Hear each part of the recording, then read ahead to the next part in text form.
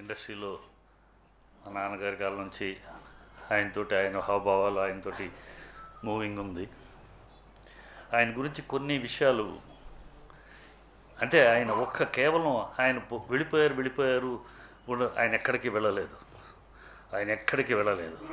ఆయన స్మృతులు, ఆయన మార్గాలు మనందరిలో ఈ సినిమా పరిశ్రమ ఉన్నంతకాలం ఉంటుంది. సినిమాకి దేవుడు అంటూ ఎవరన్నా ఉన్నారు అంటే సినిమాకి దేవుడు అని ఎవరన్నా ఉన్నారంటే అది రామానాయుడు. సినిమాకి దేవుడు ఆయన. ఈ జాతికి గాంధీ మహాత్ముడు ఫాదర్ అయితే రామానాయుడు గారు father of this film fraternity.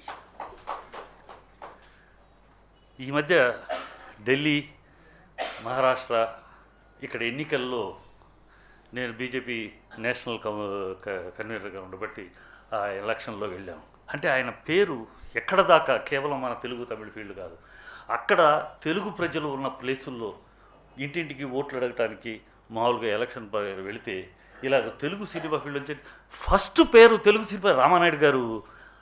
ఆ ఫీల్డ్ అంటే వాళ్ళు తెలుగు అక్కడ స్థిరమ పడిపోయిన తెలుగు వాళ్ళు ఏనాడు మెడ్రాస్ వచ్చి ఇక్కడికి వచ్చారు గారు. తరతరాలుగా వాళ్ళకు కూడా తెలుగు పరిశ్రమ అనగానే గుర్తొచ్చిన పేరు రామానాయుడు. అక్కడ కానీ మొన్న ఢిల్లీలో కానీ సో తెలుగు చలనచిత్ర పరిశ్రమ చిరునామా రామానాయుడు గారు. అంతటి గొప్ప వ్యక్తి. ఆయనకి మాకు చిన్న తెలియని విషయం, నాన్నగారు బాగా బిజీగా ఉన్న రోజుల్లో రామానాయుడు గారు శాంతినికేతన్ అనే నవలు ఇచ్చి నాన్నని అంటే ఆయన మనస్తత్వం గురించి ఈ సందర్భంలో ఆయన ఎంతటి చిన్నటి చంటి పిల్లాడి మనస్తత్వం ఆయన నవల ఇచ్చి నాన్నగారిని రెడీ చేయమన్నారు. స్క్రిప్ట్ రాస్తున్నారు నాన్న. ఈ లోపల అల్లూరి సీతారామరాజు సినిమా నాన్నగారి రాయాల్సిన పరిస్థితి వచ్చింది. దానికోసం ఆయన కాన్సన్ట్రేట్ చేస్తున్నప్పుడు మిగతా సినిమాలు రాస్తూ ఆ సినిమా రాయటం ఆయన ఇబ్బందికర పరిస్థితి ఫీల్ అయ్యి నాయుడు గారు నేను మీ సినిమా రాయలేను, నేను సీతారామరాజు కోసం వదిలేసుకుంటున్నాను, అలాగే నాగేశ్వరరావు గారు దొరబాబు కూడా వదిలేసుకుంటున్నాను, అవి నేను స్క్రిప్ట్ సగం రాశాను, మీది ఓన్లీ ట్రీట్మెంట్ రాశాను, నేను రాయలేను, ఏమనుకోవద్దు అంటే నాయుడు గారికి ఆ క్షణాన నాన్నగారి మీద కోపం వచ్చింది. అంటే రామానాయుడు సినిమాని నా ఇంటి దగ్గర నా ఆఫీస్ దగ్గర సినిమా ఇస్తే చాలు వచ్చే రచయితలు ఉంటే నేను పిలిచి ఇస్తే నా సినిమా వద్దంటావా అని నాన్నగారి మీద చాలా కోపం వచ్చింది. కానీ ఆయన కోపం ఆ సినిమా అదే రామానాయుడు గారు మెడ్రాస్ ఫిలిం ఛాంబర్లో ఆ ఫస్ట్ కాపీ సీతారామరాజు చేసిన తర్వాత నాన్నగారిని అందరూ ఆ సినిమా ఫస్ట్ కాపీ ప్రొజెక్షన్ అయింది. అందరూ చుట్టుముట్టున్నారు. ఆయన బయటకు వచ్చారా, ఎక్కడా మీ నాన్న ఎక్కడా అని నన్ను అడిగారు.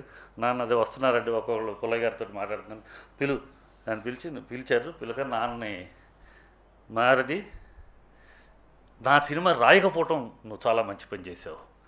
అదేంటది నువ్వు అన్నట్టుగా నా సినిమాలు వదిలేసుకుని ఈ సినిమా అన్నిటితో పాటు ఒక సినిమా రాసి ఇంత గొప్పగా రాసేవాడు కాదేమో, నా సినిమా వదిలేయటం నువ్వు మంచి పని చేసావు. అలా అంత స్పోర్టివ్గా అప్పటి నుంచి ఆ స్నేహం, ఆ బంధం.